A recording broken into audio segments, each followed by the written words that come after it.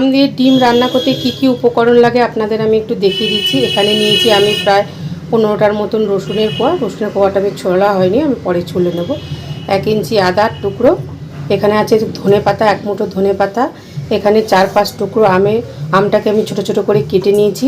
এখানে আছে কাঁচা লঙ্কা আর আছে কাঁচা পেঁয়াজ। এই পেঁয়াজ সব কিছু বন্ধুরা আমি একসাথে একটা পেস্ট বানিয়ে নেব। আমি এখানে দেখুন একটা বড় বাটি নিয়ে নিয়েছি, এর মধ্যে আমি ডিমটাকে ভেঙে দেবো। একটু আস্তে করে করতে হবে যেন কুসুমটা ভেঙে না যায় বন্ধুরা।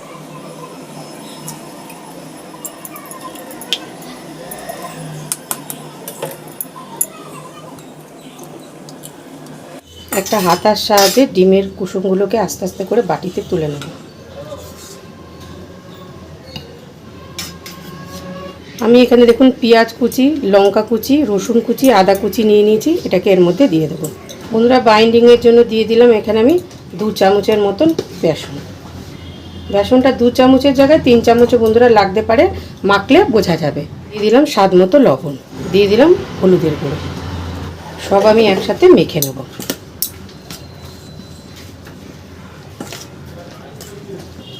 আর একটু মনে হচ্ছে বন্ধুরা দেখুন বেসন লাগবে, একটু বেশি পাতলা পাতলা রয়ে গেছে। দিয়ে দিলাম আমি আরও 1 চামচ বেসন।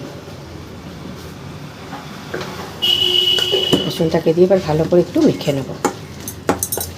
মেখে আমি বন্ধুরা এটা একটুখানি 5 মিনিটের মতন রেখে দেবো, যেহেতু লবণ পড়েছে আলুটা একটু নরম হতে দেবো, সেই জন্য 5 মিনিটের জন্য এটা একটু রেখে দেবো মেখে, তাহলে আলুটা নরম হয়ে যাবে। ফিরে আসছি 5 মিনিট পর। 5 মিনিটের মতন হয়ে গেছে, দেখুন বন্ধুরা আলুটা কিন্তু একদম নরম হয়ে গেছে।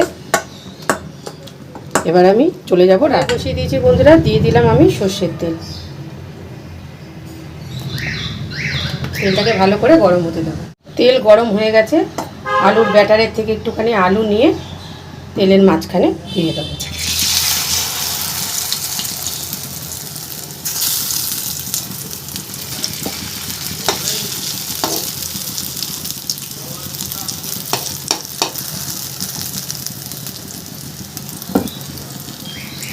দেখুন এখানে একটু মাঝখানটা একটু গর্ত মতন করে নিলাম।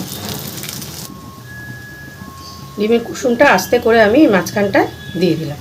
এবার এটাকে আমি একটু ঢেকে দেবো, তাহলে ডিমটা সেদ্ধ হয়ে যাবে। ঢাকাটা এবার আস্তে করে তুলে দিচ্ছি বন্ধুরা। গ্রেভিটা করতে বন্ধুরা কড়াই দিয়ে দিলাম আমি এবার সর্ষের তেল। তেলটাকে এবার আমি ভালোভাবে গরম হতে দেবো। তেল গরম হয়ে গেছে বন্ধুরা। তেল গরম হয়ে গেছে বন্ধুরা, এর মধ্যে আমি দিয়ে দিচ্ছি কুচনো পেঁয়াজ। আমি একটা ছোটো সাইজের পেঁয়াজ এখানে কুচি করে রেখেছি, এটাকে একটু ভাজা ভাজা করে দেবো।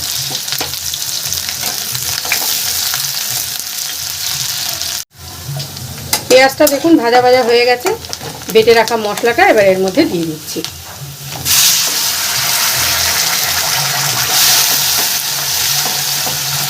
দিয়ে দিলাম স্বাদ মতন লবণ, দিয়ে দিলাম পরিমাণ মতন হলুদের গুঁড়ো। এটার মধ্যে কিন্তু কোনো শুকনো লঙ্কা দেবো না বন্ধুরা, এটা কিন্তু কাঁচা লঙ্কা দিয়ে রান্নাটা হবে। এবার আমি মশলাটাকে ভালো করে কষে নেব। কষানো হয়ে গেছে, এবার এর মধ্যে আমি দিয়ে দিচ্ছি সামান্য পরিমাণ একটু ঝোল। খুব বেশি জল দেবো না, এটা একটু মাখা মাখা মতনই হবে। দেখুন বন্ধুরা এর মধ্যে আমি ডিম আর আলুর ইয়েটা দিয়ে দিচ্ছি। রেসিপি কেমন লাগছে বন্ধুরা অবশ্যই কমেন্ট করে জানাবেন। ভালো লাগলে সকলের সাথে শেয়ার করবেন এবং আমার চ্যানেলটিকে বন্ধুরা অবশ্যই একটু সাবস্ক্রাইব করে দেবেন। এবার আমি ঝোলের সাথে এগুলোকে ফুটতে দেব। বন্ধুরা দেখুন ফুটে উঠেছে, ডিমটাও দেখুন সেদ্ধ হয়ে গেছে। এবার আমি গ্যাসটাকে অফ করে দেব। এবার আমি সার্ভ করে নেব। দেখা হচ্ছে বন্ধুরা পরের কোনো ভিডিওতে।